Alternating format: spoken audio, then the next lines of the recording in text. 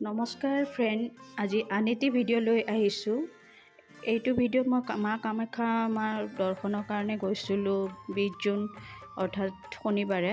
যিহেতু হাজবেণ্ডৰ ডিউটি ইভিনিঙত আছিলে আৰু মোৰো অফ আছিল থাৰ্ড ছেটাৰডে কাৰণে, গতিকে আমি দুয়ো ওলাই গৈছিলোঁ।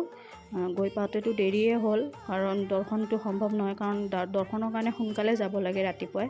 আমাৰ গৈ পাওঁতে অকণমান দেৰি হ'ল, তথাপিও চাকি ধূপ জ্বলাই দিছোঁ। তাত গৈ আমি দেখিলোঁ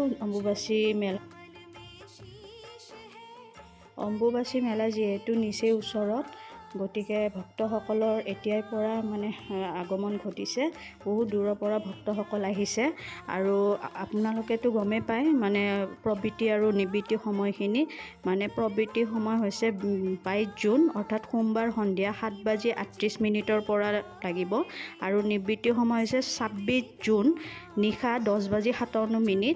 যদিও 27 তাৰিখে ৰাতিপুৱাই ভক্তসকলৰ দৰ্শনৰ বাবে মন্দিৰৰ দুৱাৰ মুকলি কৰি দিয়া হ'ব।